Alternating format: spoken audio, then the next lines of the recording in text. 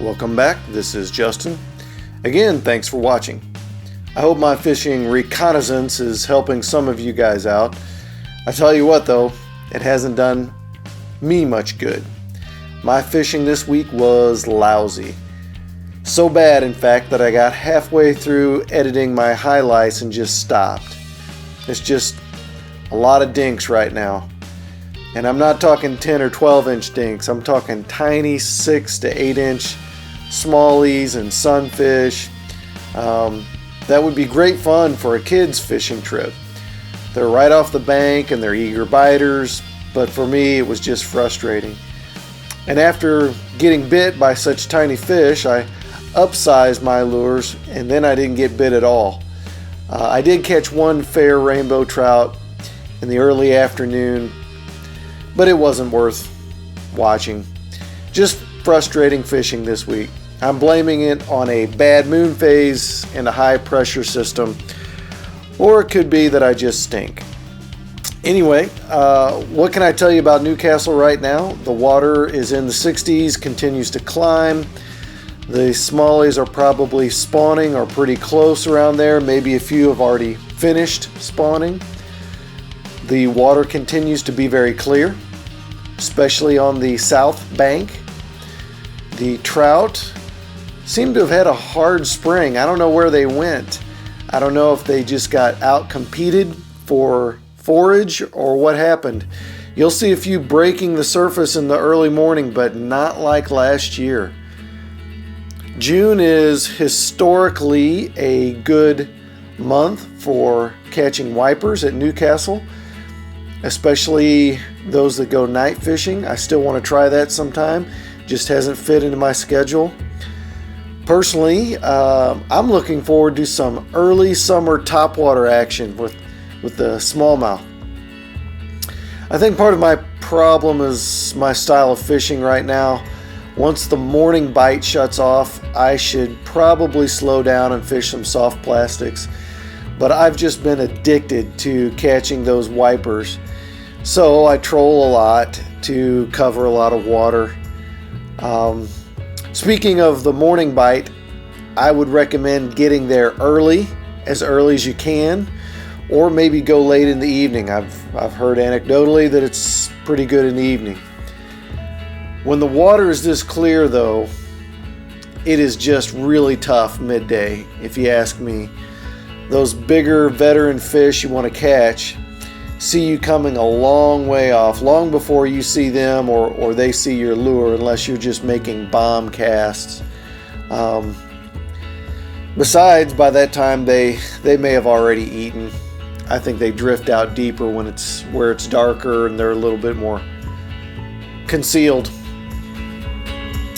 I had to turn back from flying to the east side of the lake with my drone. For some reason I was losing signal. That's why I turned back. The last thing I wanted to do on a bad day of fishing was to dump my drone too. But all you need to know about the east side of Newcastle is that it is shallow and packed with vegetation. A lot of weeds. So if you're gonna fish it, go weedless, maybe topwater. We're almost there. The south shore gets a lot of fishing pressure from shore anglers because nobody wants to walk and wade to get to the other side and hike and climb to get to the other side. But depending on the wind, you can still catch fish there. I certainly have. That northeast shore is just loaded with rocks and boulders, laydowns. It is smallmouth heaven. I floated over a smallmouth there today that had to be a good 18 to 20 inches. Big mama smallmouth, I'm guessing. But it wanted nothing to do with my lure. Cast several times in there and spooked her. I've occasionally done well on those shallow rounded points. You see one on the southeast side, there's one on the southwest side. Especially in the wind on those points. It's hard to park a kayak there though, so I usually just make a few passes. I typically do a little better on the side that is receiving the most wind at Newcastle. It's been so windy lately though that I haven't been able to get my yak out that much. I've noticed a change in wind direction can trigger a bite for a few minutes. And in case you didn't know, I think the 3 best food sources for bigger fish at Newcastle are the golden shiners, the green sunfish, and crawdads. They just got massive crawdads in Utah. I don't know what effect adding the channel catfish to the mix is going to have on the ecosystem, but they are a fun fish to catch. You typically think of them as scavengers, but they're not. They are aggressive predators that will bite lures. I mean, sure, they'll eat dough bait and hot dogs or chicken or any other cut bait too, but they are predators. They will eat anything they can fit in their mouth that tastes good, or anything that doesn't try to eat them first.